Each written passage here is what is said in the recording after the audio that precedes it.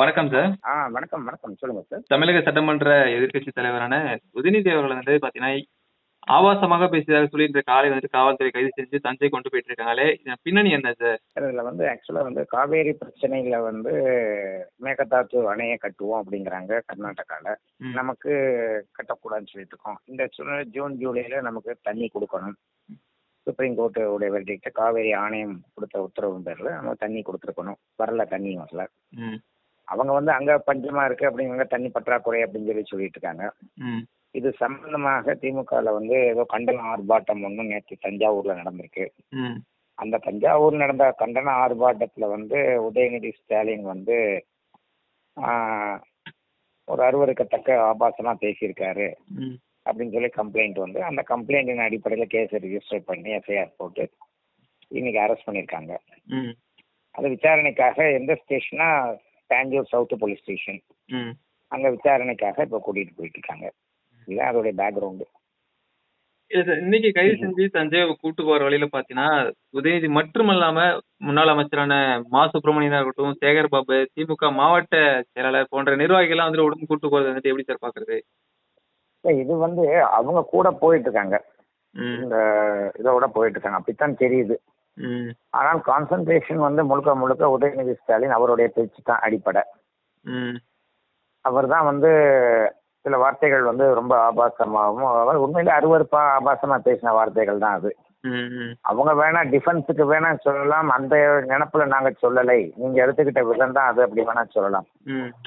ஆனால் ஒரு பொதுவாக ஒரு தலைவர்களாக இருக்கிறவங்க பேசக்கூடிய பேச்சுக்கள் நிதானமாகவும் கொஞ்சம் நாகரிகமாகவும் இருந்தால் நல்லா இருக்கும்.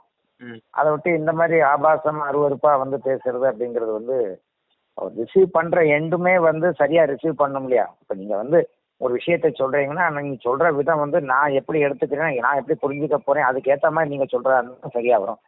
நான் நீங்க எப்படி வேணா ஏத்துக்க, நான் சொல்றது இப்படித்தான் சொல்லுவேன் அப்படின்னு சொல்லிட்டு இருந்தா இது தலைவர்களுடைய பேச்சுக்கு அழகில்லை. இது சார் டிஎம்கே இந்த மாதிரி ரெட்ட அர்த்தத்துல பேசுறது, ரெட்ட பாஷையில பேசுறது, அதுவும் ஆபாசத்தை பொருத்தமும் நகைச்சுவா சொல்ற மாதிரி சொல்றது, இதெல்லாம் அவங்களுக்கெல்லாம் ரொம்ப பழகி போன ஒரு விஷயம் சார். எப்படித்தான் தமிழ்நாட்டு மக்கள் இந்த விஷயங்களை ஏத்துக்கிறாங்களோ ஒன்றும் புரியல.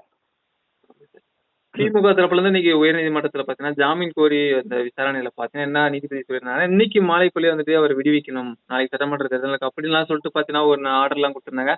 ஆனாலும் இன்னமும் தஞ்சை கூட்டு போற அந்த பயணம்ன்றது பாத்தீங்கன்னா நீடிச்சுட்டே இருக்கு. எப்படி சார் இருக்க போகுது இது? சார், ஒரு போலீஸை பொறுத்த மட்டுக்கும் ஒரு எஃப்ஐஆர் ரிஜிஸ்டர் ஆயிருக்கு. அந்த எஃப்ஐஆரை பேஸ் பண்ணி என்கொயரி கண்டக்ட் பண்ணணும்.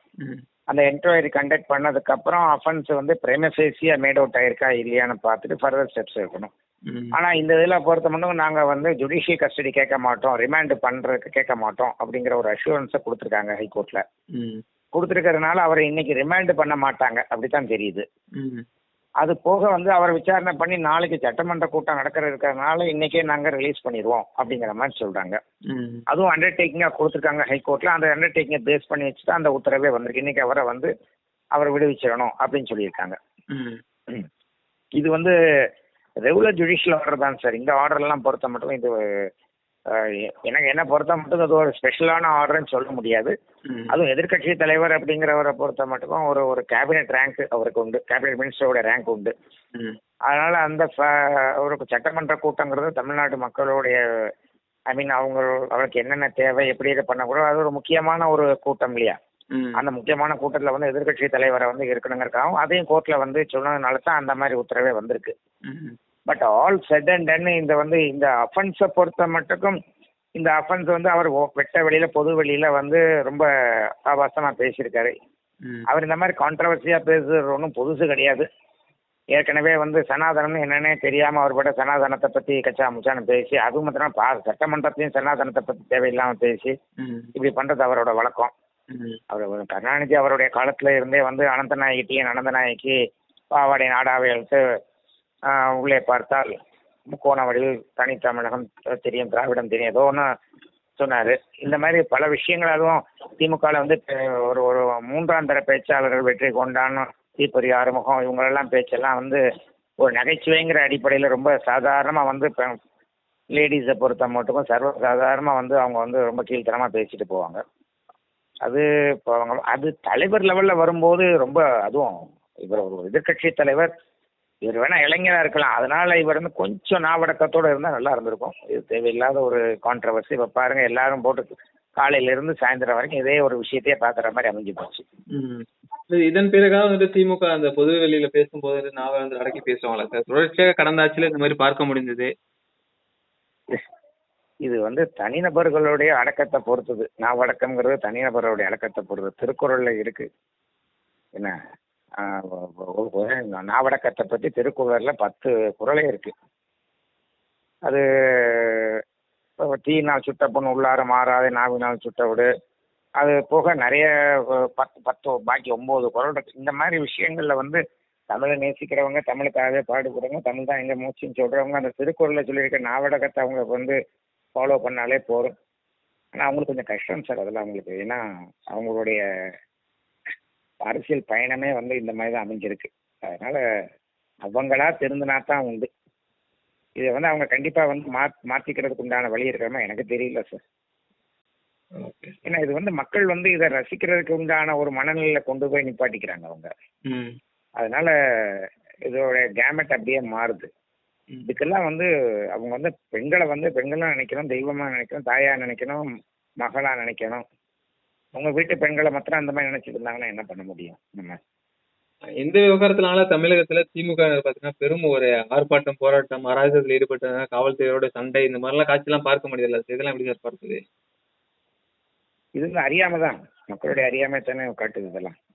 ஒரு தலைவர்னு சொல்லி சொன்னா அந்த தலைவர் வந்து அவர் சரிவர அவர் பொது வெளியில பேசணுங்கிற ஒரு எண்ணம் இல்லாம அவர் எப்படி பேசினாலும் அவர் நீங்க தொடக்கூடாது, அவர் என்ன சட்டவிரோதமான இது நடந்துகிட்டாலும் அவர் மேல நீங்க எந்த வழக்கம் பதியக்கூடாது அப்படிங்கிறது சட்டத்துக்கு அப்பாற்பட்டவர்களாக தலைவர்கள் நம்ம சித்தரிச்சுட்டு போகும்போது இந்த மாதிரி சில விஷயங்களை வந்து பொது மக்களை ஒரு சில பேர் அந்த கட்சியை சார்ந்தவங்க பண்ணத்தான் பண்றாங்க.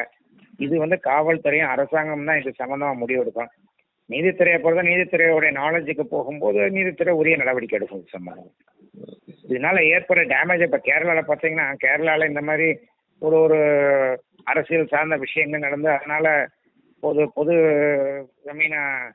அமைதிக்கு இருந்தோமோ இல்லாட்டி பொது ப்ராப்பர்ட்டிஸுகளுக்கு சொத்துக்களுக்கு ஏதாவது சேதமோ ஏற்பட்டால் அந்த கட்சி தான் வந்து அது சரி பண்ணணும், அதுக்கு உண்டான காம்பன்சேஷன் கொடுக்கணும்னு சொல்லி இருக்கு. தமிழ்நாட்டில் அந்த மாதிரி தான் நீதிமன்ற தீர்ப்புகள்லாம் இருக்கு. அந்த தீர்ப்புகள்லாம் என்ஃபோர்ஸ் பண்ணாலே போறோம், ஓரளவுக்கு இது இன்னும் கட்டுப்படுத்தலாம், இவங்களையும் புரிய வைக்கலாம்.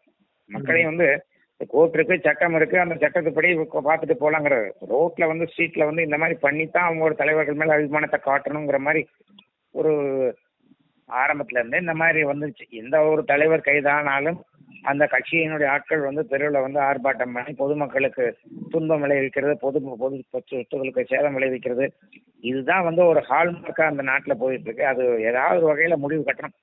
அரசாங்கம் அண்டு காவல்துறை, நீதிமன்றம் 3மே ஒன்னா சேர்ந்து மிகவும் கடுமையான நடவடிக்கை எடுத்தால் இந்த மாதிரி அவலங்கள்லாம் சரியாகும். தகவல் கொடுத்தமைக்கு நன்றிங்க சார். மிக்க நன்றி.